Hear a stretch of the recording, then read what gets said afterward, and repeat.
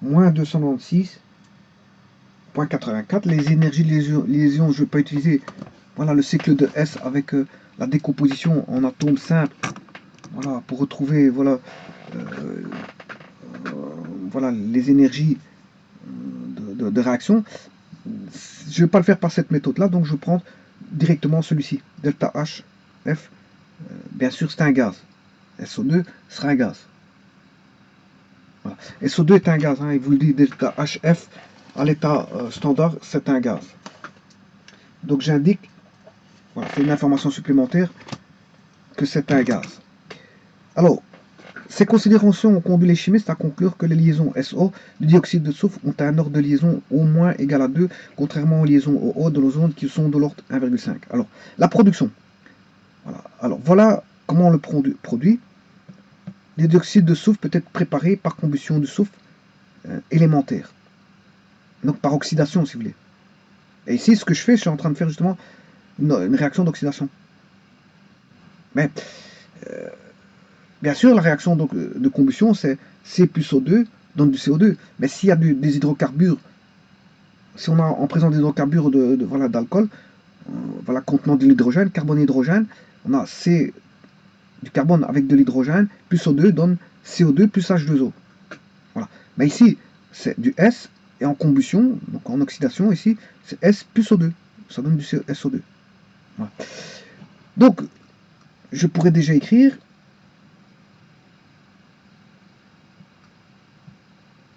quelques informations très utiles que j'ai été rechercher sur le site Wikipédia. Alors, je vais le marquer comme ceci.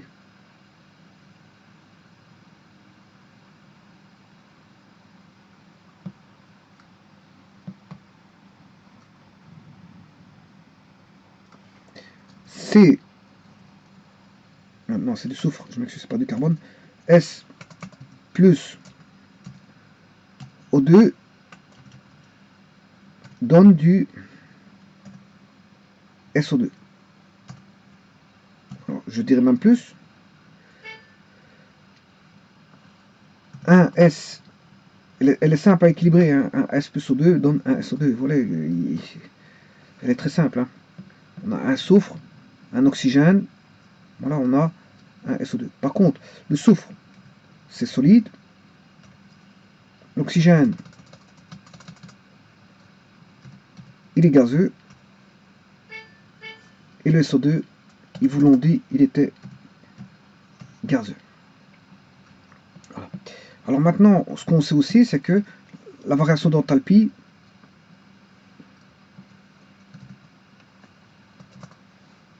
est égale à je ne sais plus combien.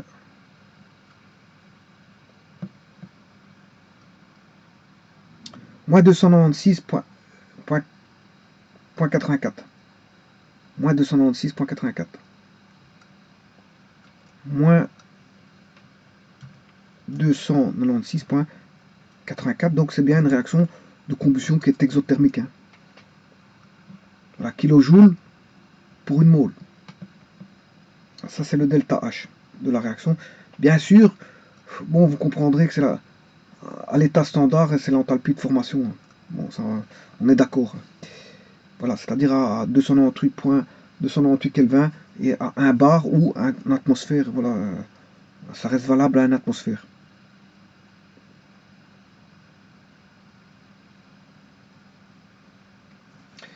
Bon, mais n'oublie pas la réaction qu'on recherche. Ça, c'est une réaction qui peut m'aider en intermédiaire. Un S plus, je voulais équilibrer tout à l'heure, un demi-O2 me donne la combustion ou l'oxydation du soufre donne, voilà, en fonction des coefficients stoichiométriques, bien un SO3.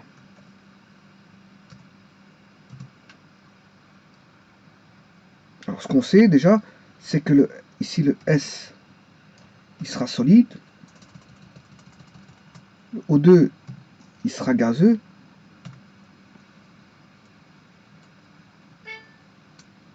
Et le SO3, on verra par après. Et le but de la manœuvre ici, ben, c'est de rechercher que vos delta HF qu'on ne sait pas mesurer à l'aide de la bombe calorimétrique. Mais on connaît déjà ceci. Ben, une fois qu'on l'aura déterminé, ceci, le SO3, ben, on pourra mettre dans les tables. On pourra le mettre dans les tables. Mais dans un premier temps, on va faire un calcul qui va faire intervenir le cycle de S. Le cycle de S. Dans ce cycle-là, il y a de fortes chances que je vais utiliser celui-là, mais alors, je vais utiliser aussi de l'acide sulfurique.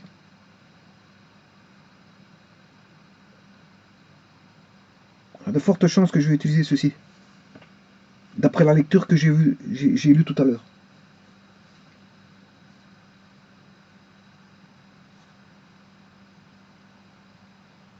Alors, comment avoir de l'acide sulfurique avec du SO2? C'est très simple. Hein, c'est très très simple. C'est pour ça que bon, celle-ci m'intéresse. Et l'acide sulfurique m'intéresse. Parce que regardez, si maintenant je prends de l'eau oxygénée, du peroxyde d'oxygène, H2O2, en mettant 1, là j'ai bien 2 hydrogènes, j'ai 2 oxygènes plus 2 oxygènes, ça fait 4 oxygènes, et j'ai 1 soufre. Donc je peux fabriquer donc de l'H2SO4, l'H2SO4 à partir de SO2. Est-ce que c'est pas magnifique ça? Pour mon cycle de S, oui. Pourquoi je dis ça? Je vais vous montrer tout de suite. D'ailleurs, je n'ai même pas, en faisant ça, hein, bon, on n'a même plus besoin d'aller voir les informations sur Wikipédia, mais on va quand même aller les voir parce qu'elles sont très intéressantes. Voilà. Eh bien, qu'est-ce qui manque?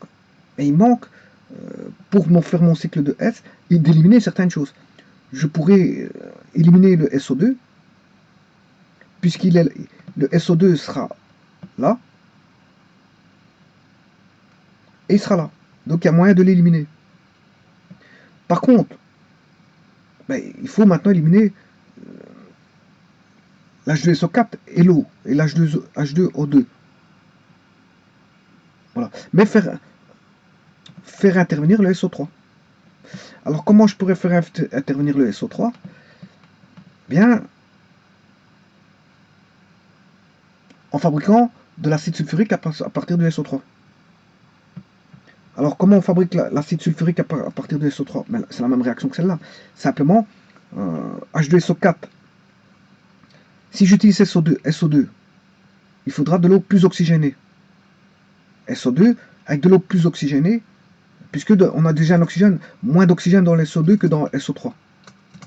Par contre, dans le SO3, bon, il y a un oxygène en plus. Donc, ce qui veut dire que je ne vais pas mettre de l'eau oxygénée, je vais mettre de l'eau tout court. Voilà. Il faudra moins d'oxygène pour un oxyde de soufre plus oxygéné.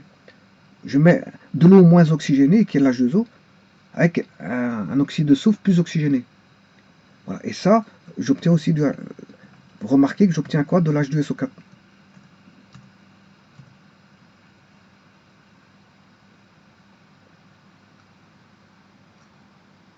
J'ai de l'H2SO4. Donc je pourrais éliminer l'H2SO4, c'est pas un problème. L'H2SO4, dès qu'il apparaît 2 fois, je peux l'éliminer. Hein. Voilà. Par exemple, le soufre, il apparaît 2 fois. D'abord, voilà. Le soufre, il apparaît 2 fois.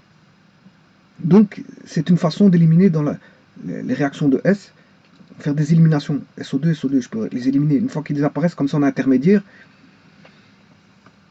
je peux les éliminer. Qu'est-ce que je pourrais éliminer? Ben,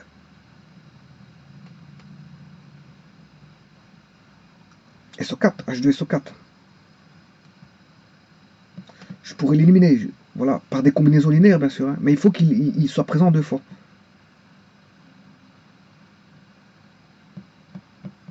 Je peux éliminer ceci, et là, il est une deuxième fois. Voilà. Donc, ce que j'étais en train de dire, donc pour éliminer, il suffit qu'il soit 2 fois. Il faut aller chercher, c'est ça l'astuce. L'astuce, c'est qu'il faut aller chercher une réaction pour laquelle vous faites apparaître une seconde fois une réaction, enfin un élément à éliminer. Vous en faites apparaître, mais il faut savoir, en faisant apparaître des éléments, le faire disparaître. Et comment? Ben, en le faisant apparaître une seconde fois, au travers d'une réaction. Parce que ce qui est intéressant ici, c'est pour l'instant, vous aurez remarqué qu'il n'y a qu'une chose qui m'intéresse. Hein. C'est la situation initiale et situation finale. Situation initiale, ben, la voici. S plus O2, la situation finale qui m'intéresse, ben, c'est celle-là.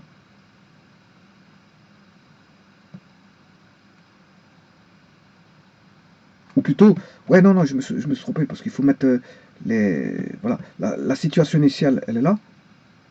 Ouais, parce que c'est 3 demi O2 et pas un O2 qu'il faut faire apparaître au niveau de la réaction. Voilà. Et la situation finale, elle est là. Voilà. Mais, quelque part, on a S plus O2, on sait en faire, voilà, par jeu de combinaison, on sait faire ceci. On sait faire ceci. Comment?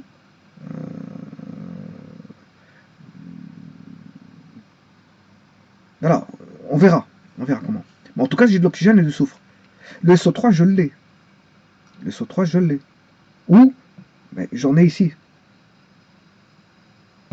Donc, je fais apparaître du SO3. Donc, je sais avoir la situation finale. Par contre, ce qui ne m'intéresse pas, je le fais 2 fois. H2SO4, il va s'éliminer avec ceci par des combinaisons. J'ai pas encore fait mes combinés, mais c'est pour vous dire qu'il faut faire apparaître déjà 2 fois. Voilà. Alors maintenant, il y a encore quelque chose qu'il faut faire éliminer. Parce que dans la réaction situation initiale et situation finale, on n'a pas d'H2O2. Voilà. Donc il faudra aller rechercher une réaction qui fasse intervenir H2O plus de l'oxygène. On va oxygéner pour avoir de l'H2O2. Voilà.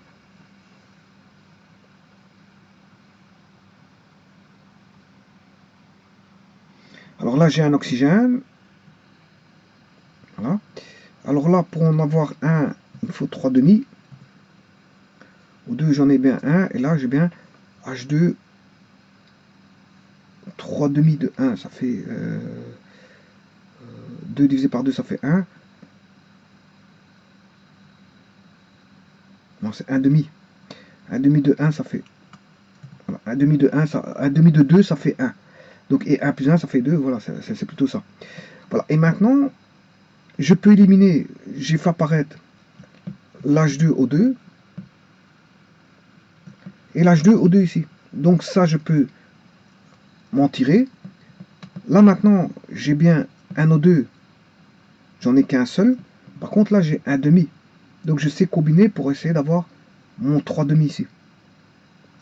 Voilà. Et l'H2O, vous allez me dire, ouais, mais l'H2O là, est-ce qu'il peut disparaître? Ah oui, il va disparaître parce qu'il est 2 fois. Voilà.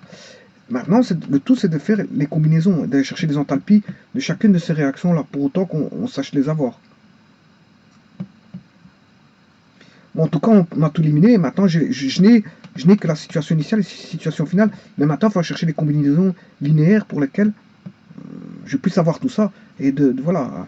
Donc, il me faut aller rechercher le delta H de ceci. Voilà. Dans les tables. Bien sûr, delta H, vous aurez compris que c'est delta H formation. Hein. Bon, je ne l'indique pas, mais c'est pour aller plus rapidement que je fais ça. Voilà. Voilà. Chaque fois que je dois écrire ça, bon, ça me prend du temps aussi. Hein. Bon, delta, voilà, à l'état standard et à l'état standard de celui-ci. Voilà. Donc tout sera, on va aller voir dans l'étape, ce sera du connu. Ce qui est inconnu, ben, il est là l'inconnu. L'inconnu, c'est ça. L'inconnu, c'est ça. Bon. Donc ce qui veut dire, j'ai combien de réactions? Ben, j'en ai une ici, S plus O2. J'en ai une deuxième ici qui fait intervenir l'eau oxygénée. J'en ai une troisième ici qui va faire intervenir l'H2SO4, une quatrième ici, qui va faire intervenir, voilà, et ça c'est le cycle de S, il va faire intervenir ces quatre là. Voilà. Et bien sûr on a une cinquième qui est celle à rechercher, hein. Celle à rechercher, bon, de situation initiale à situation finale. Voilà. Donc si vous voulez, on a situation SI, qui est la réaction, enfin qui sont les réactifs ici, la situation finale qui sont les produits, là. Alors on ne connaît pas ceci, le delta H comme ceci est inconnu. Bien sûr, à l'état standard de la formation, bon, ça vous savez. Et alors, bon, on a nos fameux quatre réactions R1, R2, R3 et R4. Mais avec leur combinaison. Avec leur combinaison linéaire pour arriver, bien sûr, voilà, pour avoir le chemin ici. Et tout ça, toutes ces delta H là sont connus, parce que je vais aller voir dans les tables. Hein. Delta H, formation des chemins, du chemin donnant la réaction R1, R2, R3.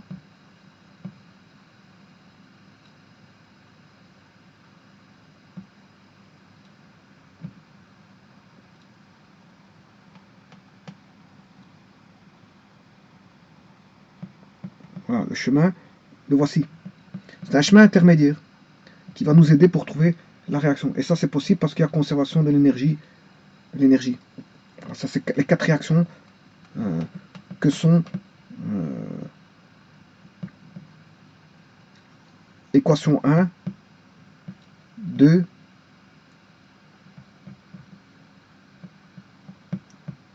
3 et 4. Voilà. Donc on sait se débrouiller avec ça maintenant. Le tout, c'est une procédure mathématique parce qu'il faut trouver la combinaison linéaire. Ainsi, on aura l'oxydation du soufre entre oxyde de soufre, SO3. Alors, avant de faire ça, bon, vous voyez qu'avec les petits éléments qu'on a eus, mais ça suffit pour, je veux dire, pour aller au-delà de ça. Par contre, je vais continuer à lire. Hein. Bon. Alors, production, le dioxyde de soufre peut être préparé par combustion du soufre élémentaire.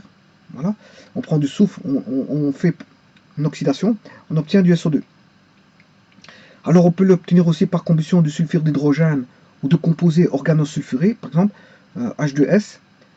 Voilà, on le fait réagir avec de l'oxygène pour obtenir bien sûr du SO2, mais avec une libération d'eau. Voilà. C'est toujours une combustion. Hein. Vous voyez qu'il y a la présence d'oxygène. Hein. Par combustion de sulfure d'hydrogène. Simplement, on a mis du sulfure d'hydrogène. Par combustion. Et là, comme on a de l'hydrogène sur le soufre, là-bas, H2S, là, on aura de l'eau. Puisque de l'hydrogène provenant du soufre va se combiner avec l'oxygène O2 pour former de l'H2O. Mais en attendant, on va former du SO2. Alors, par grillage des minéraux sulfurés comme la pyrite, la sphalérite ou le cinabre. Alors, là, on a du sulfure de fer avec de l'oxygène. C'est toujours des combustions. C'est pour ça qu'il vous dit grillage. Hein. Voilà, ça, on obtient de l'oxyde de fer, une certaine valence. Voilà. Plus du SO2. On a du sulfure de zinc, plus d'oxygène, donne du ZNO, plus du SO2. Voilà. Tout ça, c'est des grillages. Hein. Bon, c'est des réactions fort connues. Quand vous faites des réactions, on vous dit, ouais, on fait griller du sulfure de fer, du sulfure de zinc ou du sulfure de mercure. Ben, tout ça, c'est des grillages. Hein. Mais quand vous avez des grillages comme ça, vous allez obtenir, si vous voulez, en intermédiaire, non pas de l'H2O, mais bien sûr, le fer FeS2 va donner un oxyde de fer. Voilà. Le ZNS va donner un oxyde de zinc, parce qu'il réagit avec l'oxygène, et le sulfure de mercure va donner... Ouais, là, il va donner du mercure pur. Là. Plus du SO2. Voilà. Le mercure, là, à ce moment-là, il va tout seul. Il va redonner le mercure métallique. Par contre, pour les autres, ZNS, il va donner un sulfure de zinc. Je rappelle que le sulfure de zinc, c'est un sel. Il va donner un oxyde. Voilà. En faisant réagir avec un oxyde, euh, voilà, il va donner deux oxydes. Deux oxydes. Le FeS2 va donner deux oxydes. En faisant réagir avec l'oxygène, ben, il va donner un oxyde de fer et un oxyde de soufre. Voilà. Donc ça veut dire que le fer et le soufre, ils vont réagir tous les deux avec l'oxygène. Le zinc et le soufre vont réagir tous les deux avec l'oxygène, de telle manière à donner deux oxydes, un oxyde de zinc et un oxyde de soufre. Par contre, l'HGS, voilà, le, sulf, le, le sulfure de mercure, mais là il va donner du mercure pur. Il va retomber sur le mercure métallique, plus bien sûr du dioxyde de soufre. Voilà, ça c'est les grillages, par grillage. Alors maintenant, quand on fabrique du ciment, fabrication du ciment, ben, il va apparaître le SO2 en tant que produit, je veux dire, résiduel. Voilà, comme ils disent ici, il va rester, quand on va fabriquer du ciment, ben, du SO2.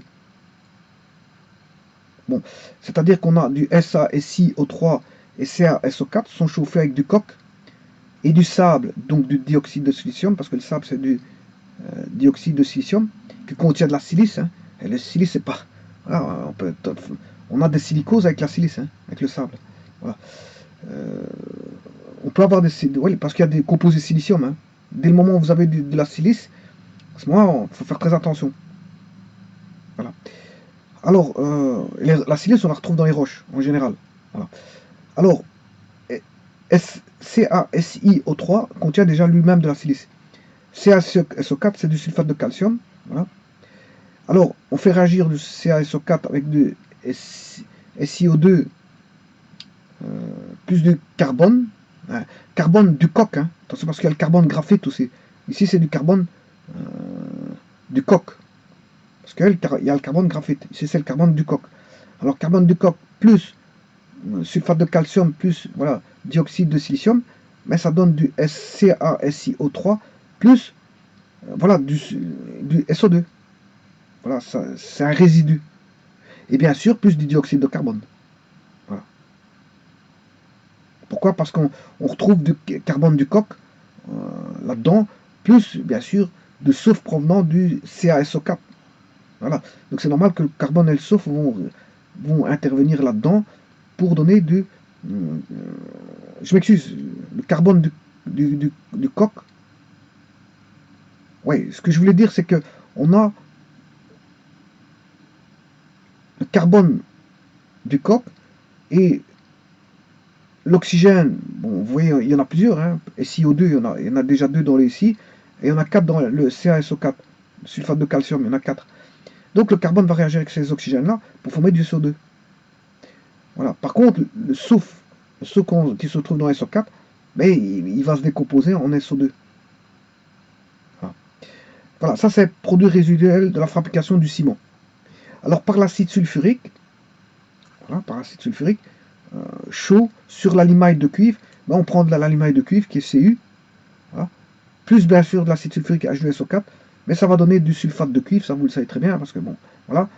Et là, il va avoir, voilà, aussi un résidu de dioxyde de soufre et de l'eau. De l'eau parce que ça provient de l'H2O de H2SO4. Hein. Voilà. Et le cuivre va réagir avec le sulfate pour donner le sulfate provenant de l'acide sulfurique pour donner du CuSO4. Voilà. Alors, le dioxyde de soufre dissous dans l'eau est un acide bifonctionnel et se divise en trois fractions en fonction des équilibres suivants. H2O plus SO2, H plus HSO3-, et puis voilà, 2H plus SO3 2-. C'est-à-dire que, bon, bien sûr, il s'est décomposé en deux parties. La première partie, ben, l'H2, H2O, ça fait du H plus OH-. Voilà. Et plus OH-, et le SO2 va réagir avec l'OH- pour faire H SO3-. Voilà. Et puis, on refait, on a bien à faire voilà, une décomposition en H+ et OH- de l'H2O. Et après, bon, qu'est-ce qui se passe encore une fois? Mais de nouveau, à ce moment-là, l'H+ plus HSO3-, mais on a une cassure de l'HSO3- pour faire H+ plus SO3 2-. Mais l'H+ qui a été libéré de HSO3- va réagir avec le deuxième H+ qui se trouve voilà, ici. Voilà, on a un H+ ici qui va sortir d'ici, plus le H+ ici, ça fait 2 H+. 2 H+, on en a 2. Par contre, lui, il a perdu son H+ pour devenir SO3 2-. Voilà. Alors, ces fractions dépendent de constantes thermodynamiques et du pH du vin. On obtient également un dégagement de SO2 en mélangeant du métabisulfite de sodium Na2 S2O5 avec de l'acide tartrique dans l'eau. Voilà. Propriétés physiques. Dans les propriétés physiques, dans l'industrie, dans l'environnement, qu'est-ce qui se passe? Voilà, les polluants atmosphériques.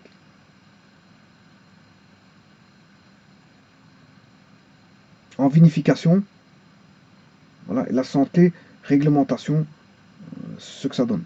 Bon, ben là, ça va pas beaucoup m'aider pour mon exercice. Mais de toute façon, j'ai suffisamment d'informations.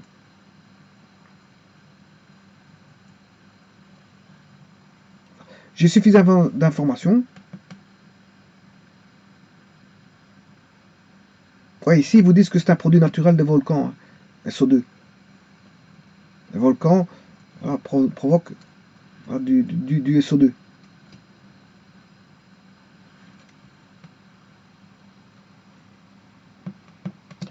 Alors, maintenant, voyons voir le trioxyde trioxyde.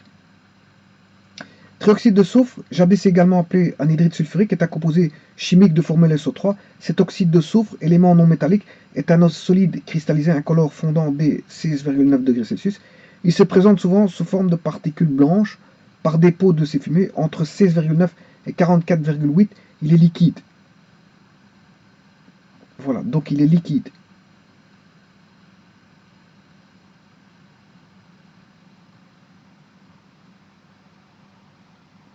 On va regarder le delta H s'il donne. Il est gaz. Ici, il est gaz. Delta H à température. Voilà, moins 397,77. C'est la réponse qu'on doit trouver, ça. Ce que je vais noter d'ailleurs, moins 397,77.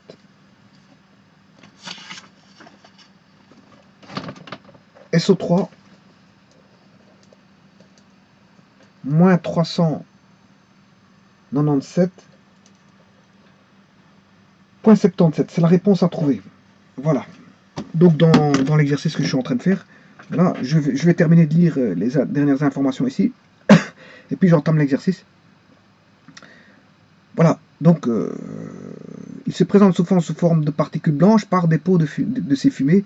Entre 16,9 et 44,8, il est liquide, incolore et hygroscopique.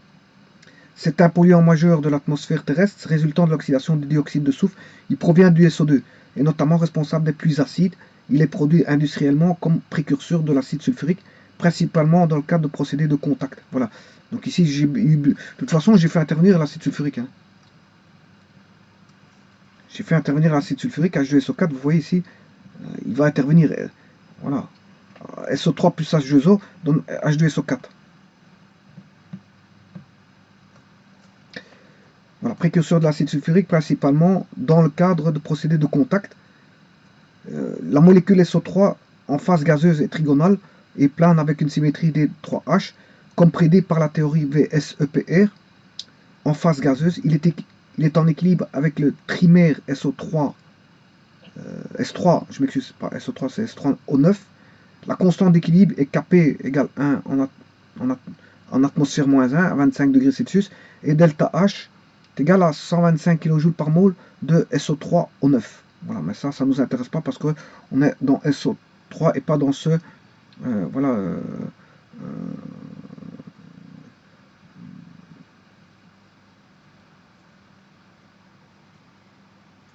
pas dans ce trimère. Voilà, trimère.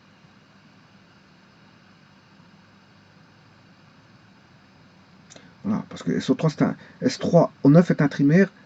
Ah, mais ça ne m'intéresse pas celui-là. Voilà. Le trioxyde de soufre est un liquide hygroscopique. La densité est de 1,92 grammes par centimètre cube, de point d'ébullition plus 43,7 degrés Celsius et de point de fusion 16,8. Il existe 3 variétés polymorphiques du trioxyde de soufre. L'alpha SO3 cristallise en aiguille, apparence de fibre d'amiante, fond à 16,83 et bout à 44. Le bêta SO3 qui est le dimère SO3-2, fond à 62,4 et sublime vers 50 degrés. Le gamma SO3 vitreux orthorhombique qui est le trimère S3O9, fond à 16,8 et bout à 44,8, seule forme présente à l'état solide. Le trioxyde de soufre réagit avec l'eau pour donner l'acide sulfurique, acide fort dans l'eau. Donc SO3 gaz plus H2O. Donc SO3 il est gaz. Hein. Donc je vais indiquer ça. Et H2O est liquide et H2SO4 est aqueux. H2O est liquide. SO3 est gazeux. Et H2SO4 est aqueux. Alors, on va regarder ça. Donc le SO3, eh bien tout est dit. Là, il est gazeux. On a tout. On a tout. Là, l'H2O2, là, H2SO4, il est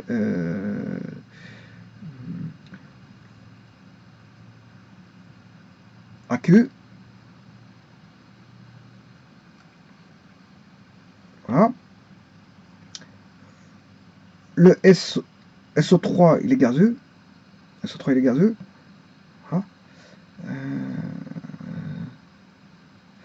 L'H2O2, l'H2O, il est liquide. L'O2, il est gazeux. Il ne reste plus que l'H2O, l'H2O2.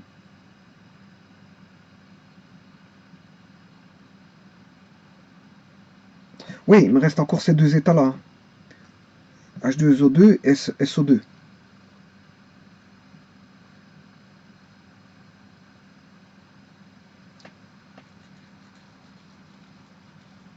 Voilà. Bon, on va terminer la suite et puis je commence les calculs. Donc le trioxyde de soufre est un déshydratant puissant comme l'acide sulfurique. Il déshydrate par exemple les sucres et la matière organique, laissant un résidu charbonneux.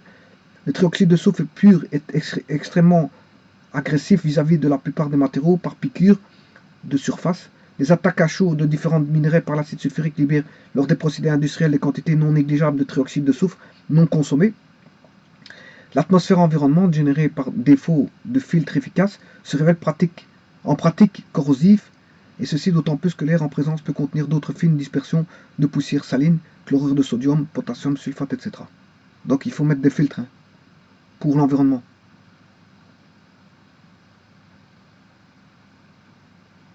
Parce que c'est polluant. Voilà, autre réaction. Sa réaction avec les acides halogéno-hydriques HBr donne l'acide halosulfurique correspondant. SO3 plus HCl donne HSO3Cl, qui est l'acide halosulfurique. Où un atome de Cl a remplacé un groupe OH de l'acide sulfurique. Il réagit comme acide de Lewis vis-à-vis d'une large variété de ligands inorganiques et organiques. Voilà. L'acide de Lewis, c'est une définition. Hein. C'est une définition qui vous dit quand est-ce qu'on a acide ou pas. Voilà, parce que c'est pas toujours évident de voir qu'est-ce qui est acide ou pas. Et donc à ce moment-là, par la définition de l'acide de Lewis, bon, ça permet de voir si un élément est acide, réellement acide ou pas. Parce que parfois les gens se posent des questions. Hein, c'est pas parce qu'il ne contient pas d'hydrogène. Voilà, il ne contient pas d'hydrogène qu'il n'est pas forcément acide. Hein. Voilà. Donc à ce moment, il faut une définition qui est l'acide de Lewis qui permet de définir quand est-ce qu'on a un acide ou pas. Avec les oxydes, il donne l'ion sulfate SO4 avec la triphénylosphosphine PH3P, il donne PH3PSO3 avec une distance PS de 17,6 picomètres. Toxicité et danger de manipulation. Les corps gazeux ou liquides, purs et toxiques, est très dangereux, comme il peut être souvent manipulé en simple capsule ou en poudre de verre. Casser accidentellement le petit récipient étanche entraîne la libération du gaz. La contamination de l'air irrespirable. L'agression des mains et des muqueuses des opérateurs, sans compter l'attaque oxydante des matériaux à son voisinage. Production. La production américaine annuelle de ce composé hors production pour l'acide sulfurique est de 90 000 tonnes. La production française est de 2 millions de tonnes. Il faut une comparaison. Hein. Il faut une comparaison. Le produit le plus produit dans le monde est l'acide sulfurique. Hein. Voilà. La production française est d'environ 2 millions de tonnes par an, exclusivement par le procédé de contact, également procédé Bayer, voilà, de chimie allemande. Hein. Sa production est quasi intégralement transformée en acide sulfurique. Alors, production industrielle. Le trioxyde de soufre est produit comme intermédiaire de la production industrielle d'acide sulfurique par le procédé de contact, également appelé procédé Bayer. Le dioxyde est oxydé par le dioxygène en présence de pentoxyde divanadium V2O5 comme catalyseur. Bon, c'est un catalyseur, ça. Hein. Chaque réacteur industriel en contient environ 80 tonnes. Ce dernier est constitué de kieselguhr enrobé d'un mélange de VOSO4 et de KHSO4 qui produit du V2O5 lors de l'oxydation de SO2. 2SO2 plus O2 donne du 2SO3. En sortie du réacteur, le trioxyde de soufre est absorbé par l'acide sulfurique initialement à 98,5% et non par de l'eau, car la réaction SO3 plus H2SO4, bien que très exothermique, détache également 88 kJ par mol, est lente. Voilà. Alors, la solution résultante du trioxyde de soufre dans l'acide sulfurique s'appelle oléum.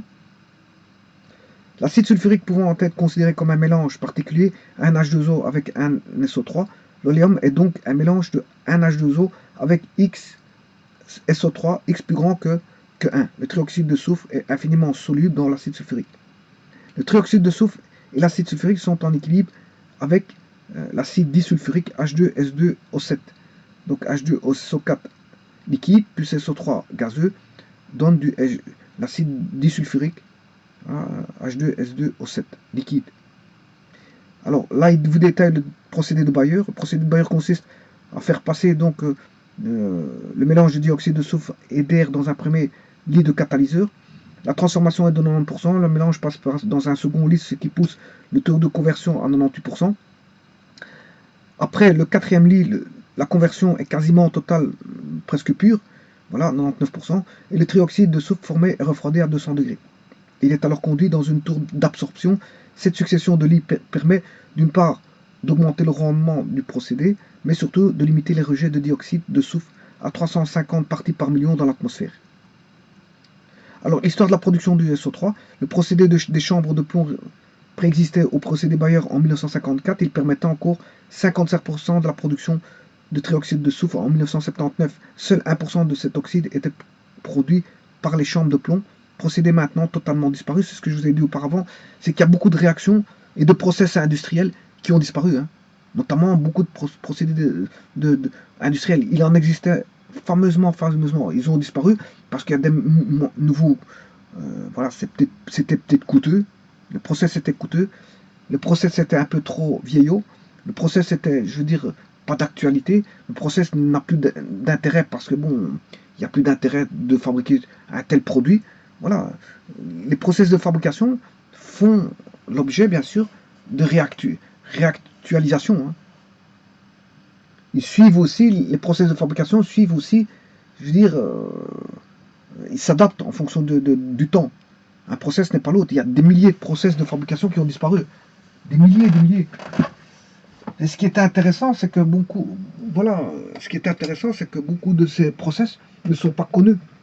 Ou sont méconnus parce qu'en fait, ils sont désuets et n'ont pas été conservés. N'ont pas été conservés en tant que documentation. Et le problème, il est là. Parce qu'il fut un temps où l'Allemagne, la France, l'Angleterre et la Belgique étaient de grands, je veux dire, fabricants de produits chimiques, notamment avec des réunions, comme je vous ai expliqué, auparavant, qui se passaient toutes les semaines. Hein, toutes les semaines, il y avait des réunions, voilà, qui étalaient leur découverte. Les industries, les universités se mettaient au diapason des nouvelles découvertes et ils mettaient ça dans des bulletins, des bulletins de réunion, des bulletins, voilà, dans lesquels ils indiquaient, voilà, les nouvelles découvertes. Voilà. Et chaque semaine, il y avait ça. Hein. Ils se rencontraient le vendredi, je ne sais pas où. Et voilà, et ils divulguaient les nouvelles connaissances qu'ils avaient acquéries. Voilà, mais ça n'existe plus. Apparemment, moi, je trouve que ça n'existe plus pour l'instant. Hein. Ça n'existe plus. Tout ça a disparu. Il n'y a plus de bureau pour lequel toutes les semaines, il y a une réunion d'industriels et d'universitaires qui se mettent, je veux dire, à table. Ben c'est fini, ça. C'est fini. Cette époque-là est révolue. Alors qu'elle a été je veux dire, une époque je veux dire, de haute culture, je veux dire, industrielle de la chimie. Hein. Une époque, je veux dire, de la quintessence voilà, des découvertes chimiques. Hein. Pourquoi ils découvraient? Parce que justement, ils étaient à fond dans leur travail de chimie et à fond dans leur divulgation, non pas en anonyme, mais je veux dire, en communauté, pour lesquelles ils partageaient pour la communauté scientifique mondiale les découvertes des industries et en même temps comment est-ce qu'on appelle ça, des universités. Voilà, donc c'est pour ça que je vous ai dit que auparavant il y a beaucoup de process industriels qui ont disparu, qui ont disparu, qui ont disparu. Notamment le procédé allemand, procédé français, procédé anglais, procédé belge, voilà, beaucoup de choses sont disparues. Et l'époque, on n'est plus à la même époque. Hein. Beaucoup de sociétés ont été délocalisées. Voilà, et ça c'est une autre histoire. Donc on ne retrouve plus, je veux dire, la force pour laquelle, je veux dire, l'Europe avait au niveau de l'industrie chimique. Voilà. L'industrie chimique était très très forte, je veux dire, dans les années, début de siècle, hein, début de siècle de 18, ça va de 1800 voilà, à 1940, 50, 60. Et puis après, par après, bon, c'est fini, l'époque là est tombée, parce qu'on a commencé à avoir les délocalisations. Voilà, on n'avait plus un secteur qui était, je veux dire, productif, aussi productif en termes, non pas en termes de, voilà, de matière, mais en termes de, voilà, de ce que la science pouvait sortir en termes voilà, de contribution, de savoir. Parce que produire, c'est une chose. Tout le monde peut produire. Hein. Si vous avez l'argent, vous montez une usine, vous produisez, vous installez des machines, vous installez des machines que vous commandez, je veux dire, dans n'importe quel pays qui fabrique des machines. Hein. L'Italie est reconnue pour la fabrique, voilà, la construction de machines, voilà, des machines, ainsi que la France et l'Angleterre et l'Allemagne. Ce sont des grands producteurs, mais surtout l'Italie. Bon, elle fut un temps, l'Italie était très forte dans la fabrication des machines. Hein. L'Italie et l'Allemagne. Maintenant, l'Allemagne est toujours aussi forte en fabrication des machines. Hein. Et ça, c'est pour vous dire quoi? Que n'importe qui peut fabriquer n'importe quoi. Comment? S'ils ont les capitaux, ils mettent l'argent, ils mettent les machines, et ils recrutent du personnel, et ils font tourner la boîte. Ça, c'est pas un problème. Le problème n'est pas là. Le problème, c'est que tout le monde peut produire avec de l'argent. Il suffit qu'on ait de l'argent, une bonne gestion de l'entreprise, l'entreprise peut tourner. Mais le problème n'est pas là, le problème, c'est que c'est la gestion, voilà, enfin, c'est plutôt la contribution des découvertes. Qui apportent les découvertes? Les industriels et les universités. Bon, et ça, c'est pas donné à tout le monde. Hein. La contribution, voilà, d'un savoir hautement, je veux dire, d'un savoir très, très important, elle n'est pas donnée à tout le monde. C'est pas donné à tout le monde, ça. Voilà. Donc, je veux dire, si on parle des populations qui ont existé depuis au moins 400, 500 ans, quels sont le nombre de personnes qui ont contribué à la science parmi ces milliards de personnes qui sont passées sur Terre? pas beaucoup, voilà, si on devait compter ça par rapport à la masse de personnes qui ont vécu pendant voilà, ces centaines d'années, je veux dire, ça constitue en rapport une poignée de personnes. Hein. C'est une poignée de personnes qui ont contribué à la science. Hein. Et si vous comptez 50 000 personnes qui ont fait avancer la science, c'est déjà beaucoup, 50 000.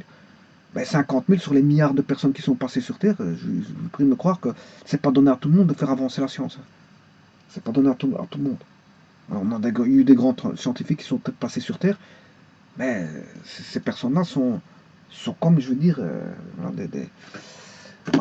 des personnes exceptionnelles qui ont fait avancer, je veux dire, les découvertes et les connaissances de notre environnement.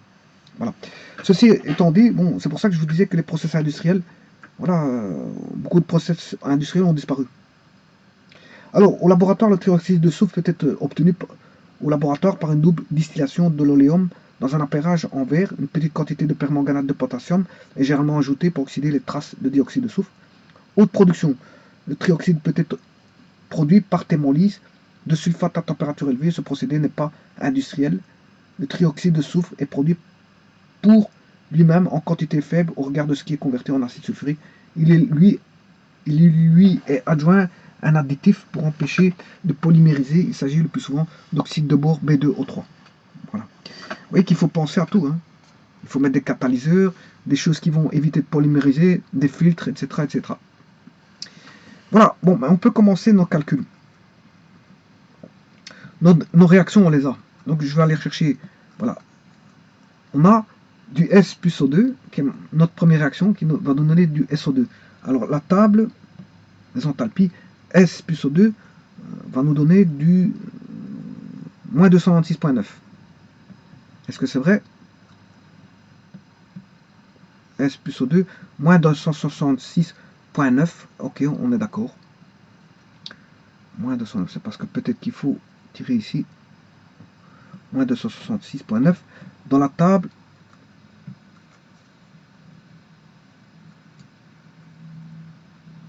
c'est ceci. Je vais le changer en moins 296.84.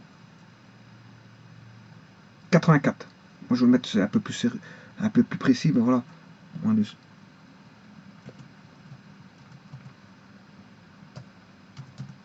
Voilà, ma première réaction qui donne du SO2. Alors, le S est solide, l'O2 est gazeux et le SO2 est gazeux. 296.84. Bon. Alors, ça, c'est ma première réaction.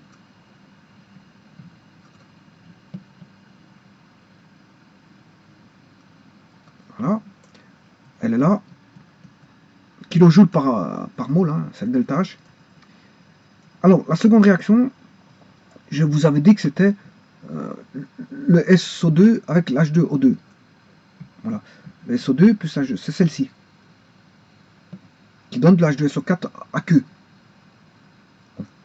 Alors, on va aller dans le SO4, il est bien aqueux. L'H2O2, il est aqueux. Oui. Oui, parce que regardez, l'H2O2, l'H2O2, il est là. C'est H2O plus O2.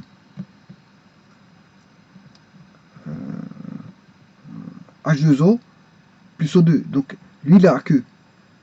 Parce qu'il est dans l'eau. Donc, ce qui veut dire que, voilà, il est aqueux. Donc, celui-ci, il est aqueux. Voilà. Et le SO2, il est gaz.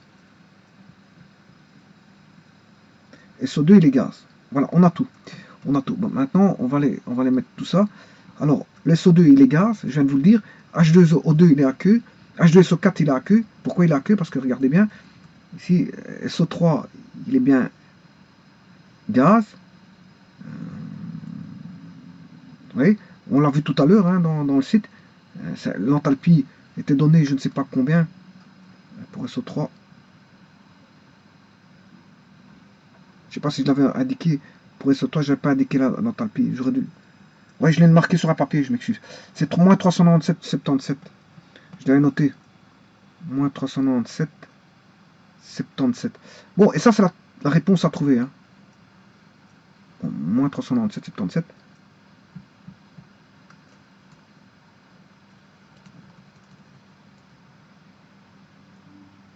Oui, moins 397. Ici, j'ai moins 395.15. C'est pas bon, c'est une petite différence. Il y a juste une petite différence. Et la réponse est moins 397.77. Oui, mais ça, c'est par calcul, hein, par calcul de tout ça. Voilà. Et ça, c'est les tables. Table wiki.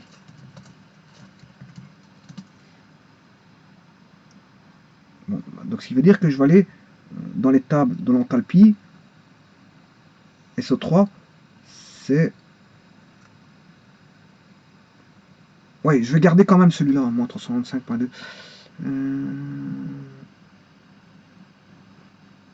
Alors je vais mettre moins 300. Oui, ça ce sont les tables, je m'excuse, ce sont les tables de... table de référence de l'Université Le Mans. Le Mans me donne 3000, moins 395.2. Voilà, Le Mans. Par contre, ici, moi, ça c'est Wiki. Moins 397,77. C'est Wikipédia. Voilà. C'est Wikipédia, ça.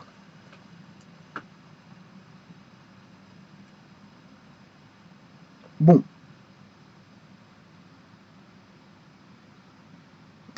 Alors,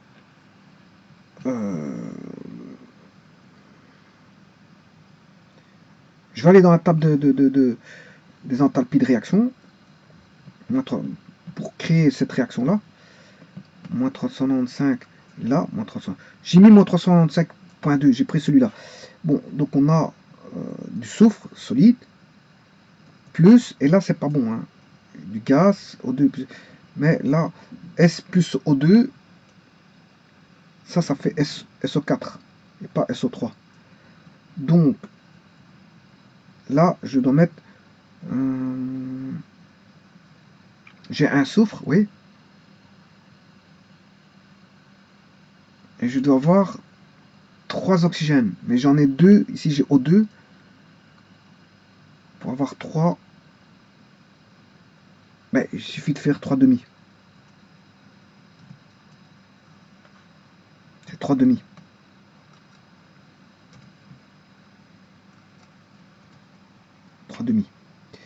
Voilà, 3 demi. Alors, le soufre, il est solide. L'O2, il est gazeux. Et le SO3 est gazeux, donne moins 392.5. Donc on doit trouver ça comme réponse. Moins 397 ou moins 395. Voilà. Alors, on a besoin de quelle réaction? Donc, j'ai toute la réaction.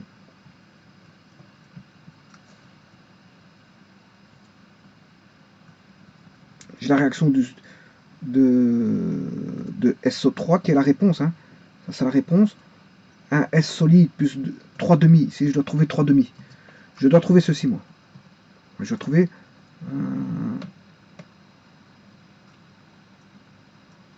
je dois trouver 1,5.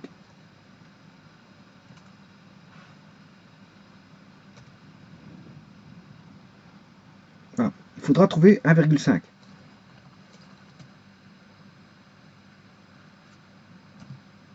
Il faudra trouver ceci. Je ne sais pas si c'est bon, mais on va contrôler de toute façon cet exercice. Ça, c'est table Wikipédia. Voilà, et ça, ce sont les tables que je viens de mettre. Voilà, ça, c'est la réponse qu'on doit trouver pour la formation du SO3. Voilà. Enthalpie de formation à l'état standard du SO3. 392.396 ou 392, je vais regarder. 395. Et Wiki donne moins 397. Bon, exothermique, hein, parce que c'est une combustion, enfin c'est une oxydation, voilà. Et voilà. Donc maintenant, regardons bien. Le SO2 va réagir à un H2O2.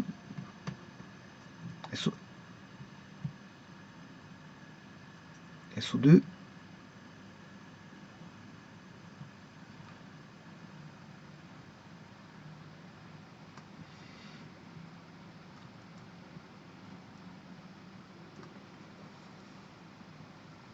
Le SO2, il est où? On va chercher ici. SO2 plus, voilà, il est ici. SO2 plus H2O2. Voilà, ça donne de H2SO4. H2SO4 est aqueux. Aqueux. Alors, le SO2, il est gazeux, et il est gazeux là. Et H2O2, mais il est aqueux, on le sait bien. Il est aqueux parce que là, il est aqueux. Ben, on va retourner ici. Donc, SO2, il est gazeux. H2O2, il est aqueux. H2SO4 est aqueux. Voilà. Alors, j'ai besoin du SO3 plus H2O. Alors, SO3, il est là, il est gazeux. H2O, il est liquide. H2SO4, il est aqueux. Voilà, on a tout. Voilà. SO3, il est gazeux. H2O, il est liquide. Et H2SO4 est aqueux. Bon. Alors, je vais vite les... Il reste le dernier. H2. Je vais enlever. C'est la réponse, ça, que je dois trouver normalement. J'ai voulu mettre la réponse, mais je la retire. Alors, le H2O2, il est aqueux. L'H2O, il est liquide. Et là, il est gazeux. Bon, maintenant, je vais faire les équilibres. Là, on a bien un soufre, 2 oxygènes. Ça fait SO2. Un SO2 plus un H2O, 2. Ça fait un soufre, 2 hydrogènes et 4 oxygènes. Donc ça fait bien 1. Ok. Alors là, on a un soufre, 3 oxygènes plus 1 oxygène, ça fait 4 oxygènes, et 2 hydrogènes, c'est juste. Celui-ci, un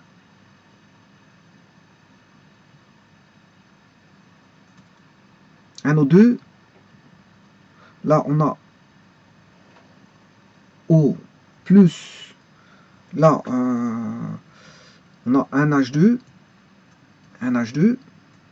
et l'oxygène on en a 2 ici, 2, donc je vais en avoir un là, 2 fois 1,5 ça fait 1, plus 1 ça fait 2, donc elle est équilibrée. Maintenant je vais mettre la réaction numéro 5, qui est la réponse à trouver.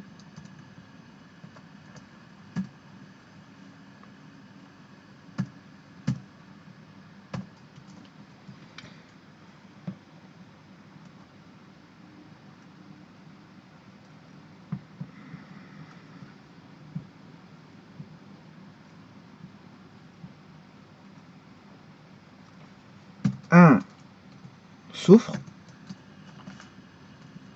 plus 1,5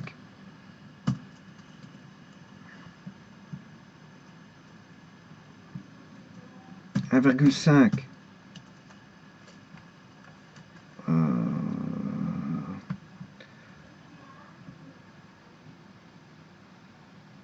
1,5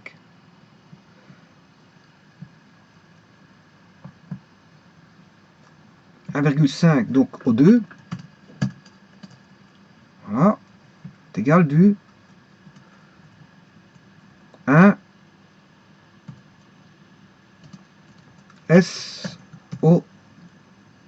SO3. Voilà. Alors, le soufre, il est solide.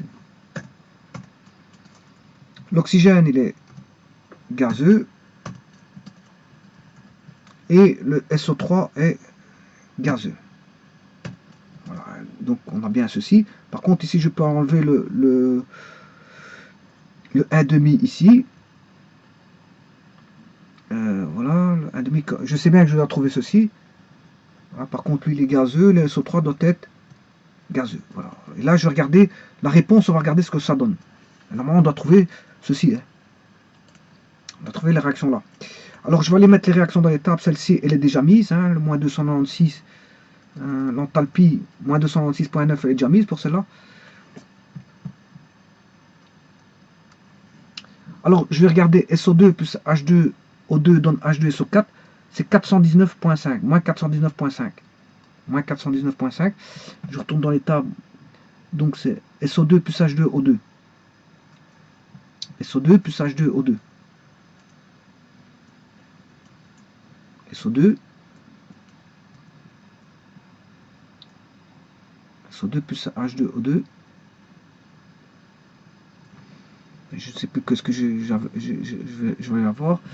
Je ne sais plus c'était quoi la réaction. SO2 plus H2O2. Donc, donne H2SO4. Voilà, il faut de l'H2SO4. Alors, on doit trouver moins 419.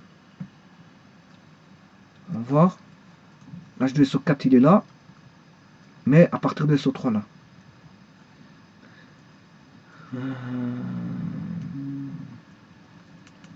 Donc, je vais l'insérer. Je vais insérer celui-là.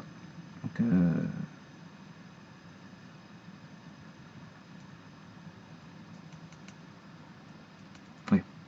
Je vais l'insérer.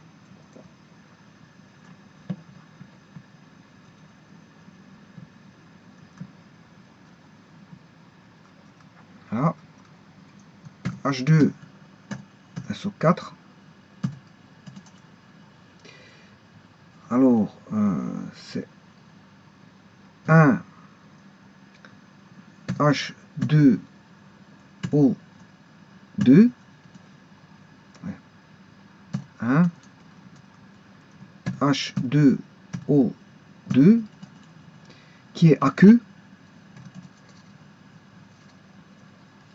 En solution aqueuse. Hein. Plus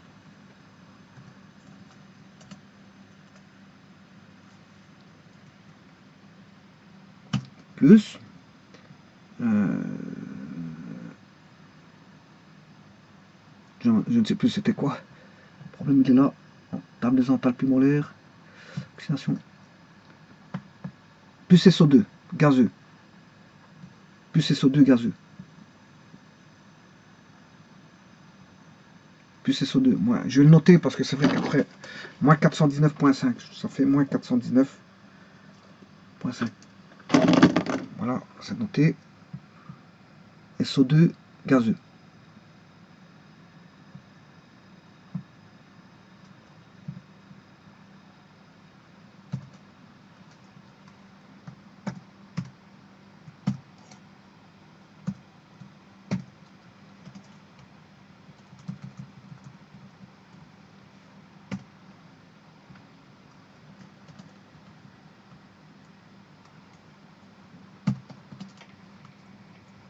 Aqueux, il est aqueux, en solution aqueuse. Voilà, et celui-là fait moins 419,5. Voilà, on l'a. Alors maintenant, je vais aller chercher la troisième réaction. SO3, je vais la noter parce que c'est vrai que sinon, chaque fois je change de page et après je dois revenir en arrière. Donc, c'est H2O2. Je suis à la... Non, je suis à la troisième. SO3 gazeux plus H2O liquide donne de l'H2SO4 aqueux. H2SO4 aqueux. Je suis à la troisième. Hein. Je suis ici. Voilà. Moins 226,5. Voilà, moins 226,5. On va dans la table, on va inscrire ça, moins 226,5. Est-ce que j'ai l'H2SO4 ici? SO4, oui. Oui, il est là. Je l'ai encodé. Donc H2SO4, c'est 1 SO3, oui. Qui est gazeux plus 1 H2O liquide, oui. Donne un H2SO4. Et là, l'H2SO4 est aqueux. Voilà. Et ça fait bien moins 226,5, parfait. Il était déjà encodé, parfait. Oxydation du soufre entre oxyde, voilà. Et maintenant on va prendre la quatrième. Je vais la noter. Donc c'est H2O plus O2 voilà, donne de l'H2O2. Alors l'H2O est liquide, O2 est gaz, c'est un demi O2 en plus, c'est un H2O2 qui est en solution aqueuse et qui va donner non pas moins 94, mais 94 parce que là elle est dans le sens inverse. Hein. Vous voyez qu'elle est dans le sens inverse. Hein. Donc c'est pas moins 94, mais c'est 94. Parce que d'après Lavoisier et Laplace, quand vous faites une réaction en sens inverse, ben, si elle se fait de la même façon qu'elle était procédée dans le sens direct, ben, dans le sens inverse, ben, les chaleurs se font de manière opposée. Donc là, j'inverse la réaction, ça va me donner 94,73. Alors on va regarder dans les tables si tout y est. Et effectivement, il est là. Il est là. 94,73, c'est H2O2, formation d'H2O2. On a H2O liquide plus 1 demi O2 gazeux donne 1 demi H2O2, mais en solution aqueuse. Voilà, et là on a 94. Voilà. Alors maintenant, on va mettre la dernière réaction, je ne sais pas si je l'ai mis tout à l'heure, oui, un HSO3 gazeux plus... Voilà, je vais regarder la dernière. L'oxydation, donc soufre, un soufre, je vais la noter, je ne sais pas si je l'ai noté, mais un soufre solide plus 3 demi O2 gazeux donne du SO3 gazeux et ça fait la réponse, je vais mettre la réponse moins 395,17, j'ai opté pour ça, moins 395,17.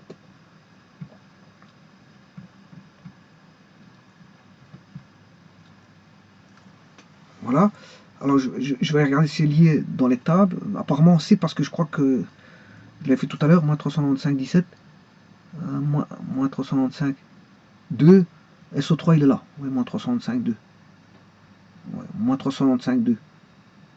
Donc on a bien SO3, un soufre solide, plus 3 demi O2 gaz, donne du SO3 gaz, ben voilà, on a tout, moins 395,2. Maintenant on peut faire notre combinaison linéaire. Mais par contre c'est moins 395,2, moins 395,2. Voilà. On a tout pour fonctionner. On a tout pour fonctionner. Nous voilà avec nos 4 réactions. Et maintenant, on va établir les combinaisons linéaires pour retrouver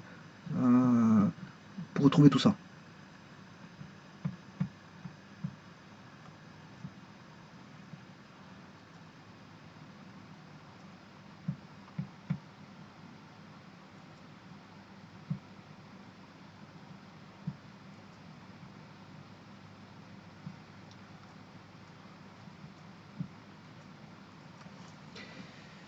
Bon, ben, en fait, c'est très simple. C'est très simple. Les combinaisons linéaires sont les suivantes. Il faut additionner la première et la deuxième. Voilà, la première et la deuxième. La 1 ici. Donc S plus... Le tout, c'est d'éliminer, hein, je vous l'avais expliqué tout à l'heure. Hein. Le tout, c'est d'éliminer en 2 par 2. Celui-ci et celui-là. Puis j'éliminerai celui-là et celui-là. C'est de faire apparaître voilà, des doublons qui s'élimineront. Des doublons qui s'élimineront. Alors ça, il faut chercher un tout petit peu, je vous le dis tout de suite. Hein. On ne fait pas ça d'un clic de doigt. Voilà, les combinaisons linéaires, bon, on peut rester des heures à trouver, voilà, à chercher. Bon, ça peut venir vite, comme ça peut venir... bon, si elle est facile, il ne faut pas 4 heures. Hein. Il ne faut pas 4 heures si elle est facile. La combinaison linéaire, c'est facile. Voilà, si vous avez 3x2 moins 1 demi x5, il y a des équations difficiles hein, à trouver leur combinaison linéaire. Hein, bon, voilà, si vous avez, je sais pas moi, une réaction qui est x1, une deuxième réaction x2, n'oubliez pas qu'ici j'ai 4 réactions, hein, x3, x4. Bon, voilà, si j'ai 2x1 plus 1 demi 1,5 x2, puis je combine moins 3, 3 quarts de x3 plus 4 demi de x4, et puis combiner encore ces deux-là, je vous prie de me croire que pour trouver ces coefficients-là, c'est pas si évident. Hein. C'est ça que je veux dire. Bon, là, on peut chercher pendant des heures. Hein. C'est pas évident. Chercher une combinaison pour trouver la situation initiale et la situation finale, pour trouver la bonne combinaison linéaire. Parfois, il y a des réactions simples, il y a des réactions un peu plus complexes. Bon, ici, il s'avère que ça va être facile. Ça va être facile parce que c'est pas, on n'est pas encore, je veux dire, voilà, ça va pas être difficile ici, heureusement. Mais il s'avère qu'on peut rechercher. Vous prenez une feuille de papier, vous cherchez pendant le temps qu'il faudra pour trouver la bonne réponse. Bon, si vous êtes dans un examen, c'est vrai que c'est stressant parce que si on n'avait pas la bonne combinaison durant l'examen, et vous cherchez et que le temps passe, bon, c'est délicat. Et plus le temps passe, et plus vous commencez à stresser. Et donc c'est une chaîne sans fin qui fait en sorte que bon, voilà, on est déstabilisé par un examen à cause d'une combinaison linéaire qu'on ne trouve pas. Par contre, ici, je vais vous dire qu'elle est facile. Hein. Elle va être facile parce qu'on prend, si vous voulez, on prend la 1 et la 2. Réaction 1 qui est le soufre plus l'oxygène, voilà, donne du SO2. Et en faisant la 1 plus la 2, mais j'incorpore la 1 et la 2. Avec les deux premières réactions, j'en fais qu'une seule, qui fait 1 plus 2. Voilà. Et donc, en rajoutant la 2, ça fait plus 1 SO2, là, plus 1 SO2, plus H2O2, plus H2O2, qui est là, voilà. Et là, je mets dans le membre de droite SO2 plus H2SO4. SO2 plus H2SO4. Il s'avère qu'en faisant ça, le SO2 apparaît deux fois, il disparaît. Le SO2, je le fais disparaître. Donc je les barre. Parce qu'il apparaît à droite et à gauche. C'est ce que je vous avais dit tout à l'heure. Hein. Je combine deux réactions pour faire disparaître, je veux dire, ce que je recherche. N'oubliez pas, ne perdez pas de vue, c'est S plus O2, S plus 1,5 O2, 1,5 O2, je m'excuse, c'est pas 1,5. 1,5 c'est 0,5. S plus 3 demi O2 donne 1 SO3. C'est ça que je cherche, il ne faut pas perdre de vue. Donc, les réactions que j'ai créées ici, bon, c'est des intermédiaires pour trouver ça. Mais on sait bien que l'enthalpie, maintenant, c'est l'enthalpie du 1 plus l'enthalpie du 2. C'est-à-dire que c'est moins 1216, moins 419, ça fait moins 1716,4. Voilà l'enthalpie de cette réaction-là. Voilà. Dans lequel le SO2 va s'éliminer. Hein. Le SO2 va s'éliminer parce que mon but du jeu, enfin le but de la manœuvre, c'est d'éliminer ce qui ne m'intéresse pas. Mais la réaction là, complète ici, hein, 1 S plus 1 O2 plus SO2 plus 1 H2O2 donne 1 SO2 plus 1 H2SO4, mais si j'élimine les SO2, la réaction donne 1 SO2 plus 1 O2 plus 1 H2O2 donne 1 H2SO4. Voilà. Et là maintenant, je n'ai plus que du H2SO4 et du SO2, mais j'ai fait apparaître au moins SO2. SO2 qui est la situation initiale. Mais j'ai pas encore SO3, mais il va apparaître. Alors là, en faisant ça, on connaît l'enthalpie de ça. Je fais une combinaison linéaire de deux réactions qui me donne l'enthalpie qui vaut moins 716,4. Je connais ça, c'est une donne. Maintenant, je combine la 3 et la 4. Je vais combiner la 3 et la 3 et la 4. Là, pour faire apparaître d'abord le SO3, et de nouveau, pour faire apparaître H2SO4 et H2O2. Parce que le but de la manœuvre, c'est de faire apparaître deux fois, comme ici, une fois, et deux fois, et dans l'équilibre, ça s'annule. Et donc, maintenant, je manœuvrerai l'équation 3 et 4. Voilà, 1 SO3. Voilà, la 3 et 4, ça fera 1 SO3 plus H2O. Là, 1 SO3 plus H2O qui est là. Et bien sûr, le 4, ça fait 1 H2O2, voilà, plus un H2O2. Donc j'aurai un H2O2 provenant de la 4, plus un SO3 provenant du réactif de l'équation 3, plus un H2O des réactifs provenant de la réaction 3. Est égal à quoi? Un H2SO4 à queue, voilà, plus un H2O. Voilà.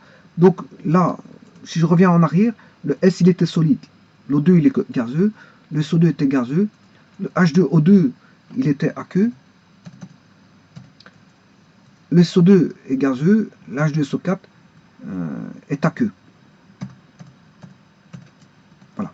Si je fais la même procédure ici, pour mettre les états physiques, H2O2 est aqueux, le SO3 est gazeux, l'H2O est liquide, H2SO4 est aqueux. Et là, il n'y a pas d'H2, donc ça c'est de l'H2O. L'H2O, il est liquide. Et l'O2, il est gazeux. Voilà. Ça, c'est la 4 plus la 3. Donc ça nous donne bien, la 4 plus la 3 nous donne bien un SO3 plus un H2O2 plus un H2O. Là, plus un H2O. Et dans le membre de droite, ben, la 3 donne un H2SO4, mais la 4 donne un H2O. Avec le résultat physique voilà, suivant. Bon, maintenant, qu'est-ce que je vais faire? À partir de ces deux donnes, ben déjà, on a déjà éliminé SO2 ici. Un SO2, un SO2. On a déjà éliminé le SO2, c'est parfait. Alors, ici, dans la 4 plus H3 me permet d'éliminer le H2O. H2O. On a un H2O, un H2O. Ça tombe. Donc, les réactions, il va rester plus que ceci.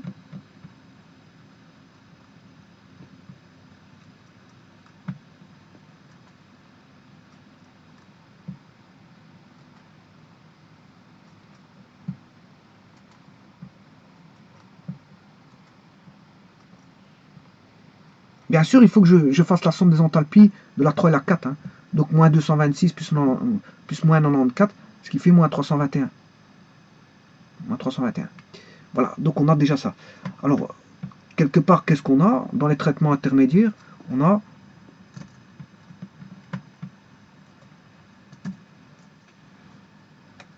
plus de, si vous voulez, oui. Bon, j'ai mal fait ma manœuvre.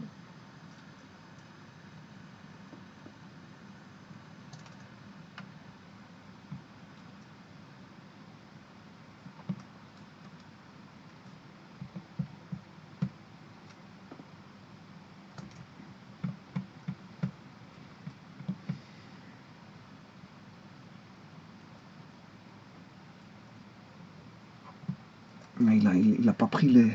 Enfin bref.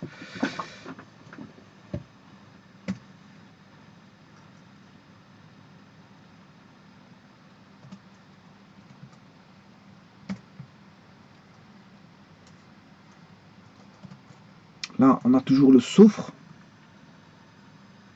Plus.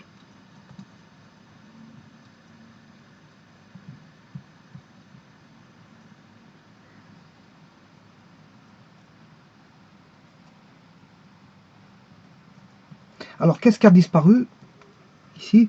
Ben, on n'a plus de SO2. On n'a plus de SO2. Le SO2 a disparu.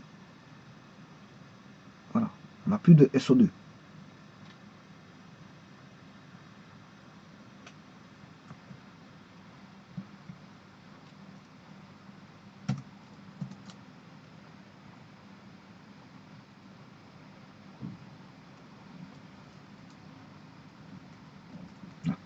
Donc on n'a plus de SO2 dans le membre de 1 plus 2, on n'a plus de SO2 dans le membre de droite, et on n'a plus de SO2 dans le membre de gauche.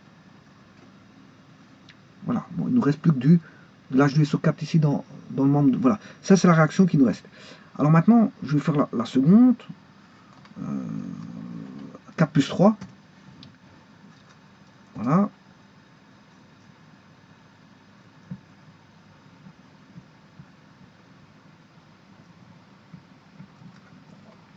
Alors, dans la 4 plus 3, on a un H2O2, un SO3, plus, et on n'a plus de H2O.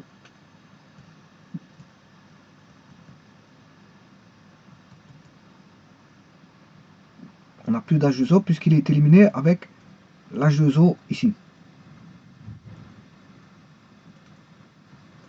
Voilà. Mais il nous reste plus un O2. Alors maintenant, on va faire la différence. On prend la 1 plus la 2 et on va soustraire moins la 4 plus la 3. Pourquoi on fait la soustraction de celle-ci avec celle-là? Mais parce qu'en fait, vous voyez qu'ici, la H2O2,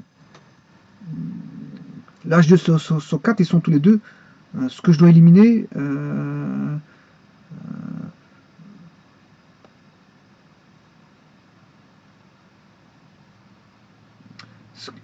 ce que je dois éliminer, c'est je vais la retourner pour éliminer le H2SO4, parce qu'il est dans le même membre.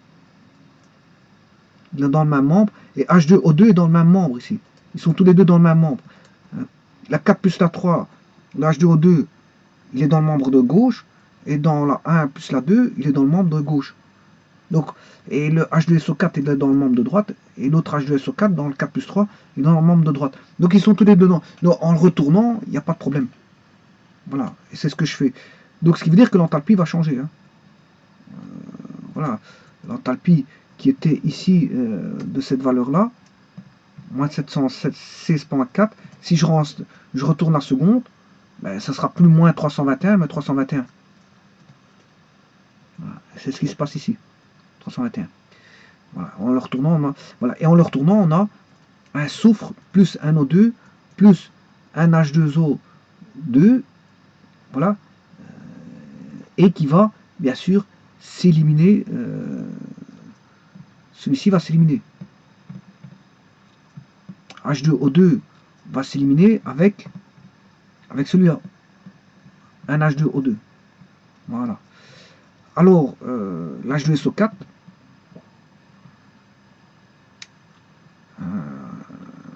va s'éliminer aussi. Va s'éliminer avec le H2SO4. Et voyez comment on élimine. Hein. Donc, ce qui ne m'intéresse pas. Voilà, ce qui n'était pas intéressant, H2 et SO4 sont des passages intermédiaires. Hein. SO2, H2 et SO4 et H2O2 sont des passages intermédiaires qui s'éliminent. Voilà, par combinaison linéaire. Voilà. Et qu'est-ce qui reste comme réaction? Mais il reste un S qui est là, un S, plus 1 et 1,5, ce qui fait 1,5. On a bien notre 3 demi. Ceci, plus ceci. Voilà. Ouais, mais ici c'est...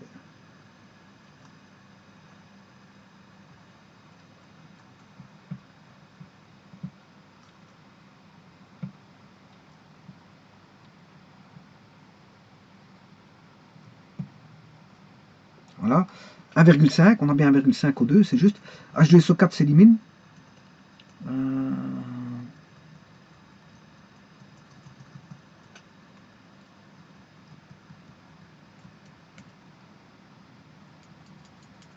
H2SO4 s'élimine. Et l'H2O2 s'élimine pour rester que 1SO3. Et voilà la réaction. On a bien trouvé notre réaction ici. Et maintenant, il suffit de calculer, bien sûr, en faisant moins 706 plus 321, ça fait moins 395,17. Et donc, ça fait bien le moins 395,2 qu'il fallait trouver. Voilà. Voilà.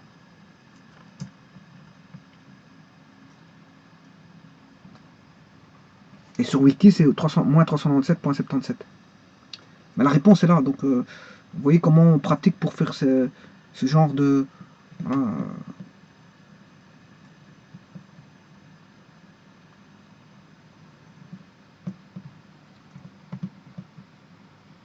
Donc il suffisait de combiner les deux premières et les deux dernières, et ensuite de soustraire l'association des deux premières avec l'association des deux dernières, pour obtenir ceci en éliminant. Il suffisait d'éliminer. Hein. On élimine. Comment on élimine? Ben, on regarde ce qui est commun. On regarde ce qui est commun à éliminer. Et si maintenant s'il se trouve dans le même membre, on retourne. Hein. On retourne l'équation tout simplement. Voilà, ici, elle n'était pas difficile parce que les coefficients 1 plus 2, c'est une combinaison facile. Hein. 1 plus 2, c'est une combinaison, c'est des plus simples. Enfin, il reste des simples. Parfois c'est très simple, parfois c'est un peu plus compliqué. Voilà. Quand il faut faire 3x1 plus 2x2 moins 4x3, bon, ça il s'avère que c'est un peu plus compliqué. Parce que c'est pas que c'est plus compliqué, mais il faut chercher. Quand il faut chercher, si vous êtes à un examen, le problème, le temps il passe. Hein. On ne trouve pas ça facilement comme ça. Hein. On ne claque pas des deux doigts. Si vous l'avez trouvé tout de suite, tant mieux. Mais maintenant, ça vous permet de gagner du temps dans l'examen. On ne trouve pas facilement des combinaisons linéaires comme ça. Il faut essayer parce que c'est par essai. On essaye. On essaye. Maintenant, il y a des petites astuces qui peuvent vous orienter, notamment, comme je vous ai montré ici, on retourne les équations pour éliminer bon, ce qui est à éliminer.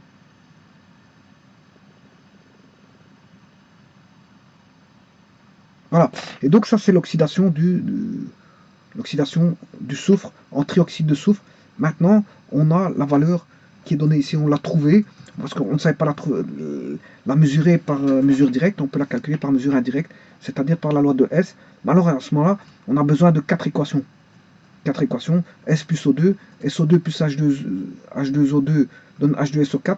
Donc on a du soufre moins oxygéné avec de l'eau plus oxygénée.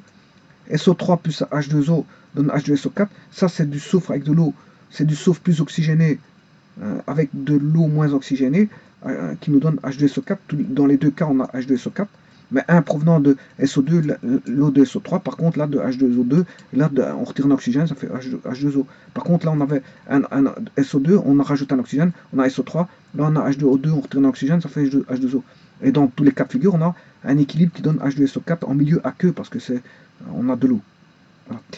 Alors l'H2O2 donne de l'H2O, mais enfin plutôt l'H2O plus l'O2 donne de l'H2O2, mais il a fallu retourner l'équation, parce que là, ça fait 94 quand on va dans le sens H2O2, H2O plus 1,5O2 donne H2O2, ça donne 94, mais comme on dans le sens inverse, ben l'enthalpie, la variation d'enthalpie est négative. Elle est contraire à 94, c'est-à-dire moins 94. Et la dernière, c'est celle qu'il fallait chercher. Ben, un soufre plus 3,5O2 donne un SO3. Ben, voilà, on a des molécules simples, hein, ici S et O2. Voilà, donc on a bien l'enthalpie de formation de SO3 à partir de molécules simples, de substances de corps pur simple. Voilà, et on a une substance de corps pur, enfin de corps composé, pur. On n'a pas de mélange. On n'a pas de mélange avec quelque chose, on n'a pas SO3 plus quelque chose, hein, on a du SO3 pur. Voilà, donc en fait, le SO3, pour rechercher son enthalpie, ben, on est passé par 4 réactions. Par le SO2, par l'H2SO4, et l'H2SO4, par l'H2SO4 faisant intervenir le SO2 et l'H2O2, et l'H2SO4 faisant intervenir le SO3 et l'H2O. Et bien sûr, l'H2O2, il fallait trouver une réaction qui fasse tomber le H2O2 au travers de H2O. Et l'H2O, H2O2 et H2O. Le tout, c'est de faire tomber tous les intermédiaires. Voilà, c'est ce que je vous ai dit. En résumé, c'est ça. Lors de S, une des techniques, une des astuces, c'est de faire tomber tous les intermédiaires pour aller rechercher uniquement, pour retomber sur la situation initiale, qui sont les réactifs de départ, et la situation finale, qui sont le produit ici, SO3. Les réactifs de départ, la situation initiale, c'est S plus 3,5O2. Voilà, et la situation finale, c'est le produit qui est SO3. Voilà, et connaissant les enthalpies, on peut aller rechercher les variations d'enthalpie, on peut aller rechercher les variations d'énergie interne. Comment? En calculant delta H égale delta U plus RT delta NG, donc delta U vaut delta H moins, voilà, delta U égale delta H moins RT delta NG. Et RT, bon, c'est une constante, elle est là. Vous faites tout simplement 0,08315 fois 298,15, vous avez RT. Alors le delta NG, ben, vous calculez le nombre de moles de gaz. Ici, par exemple, j'ai une mole de gaz moins une mole de gaz, ça fait 0. Donc le delta U égale delta H ici. Voilà. Et ainsi de suite. Voilà. Par contre, ici, on aura moins 1. On n'a pas de mole de gaz 0 moins 1, ce qui fait moins 1. On a une mole de gaz à gauche. Là, on aura 0 moins 1. Parce qu'on a une mole de gaz ici. Et là, on aura 1. On aura 1 pour delta NG 1. Par contre, ici, on aura delta NG vaut 0. Et là, grâce à ça, c'est les informations que je vous ai données. Donc vous allez trouver le delta U pour chacun. Le delta U pour chacun. Voilà, je vous remercie beaucoup.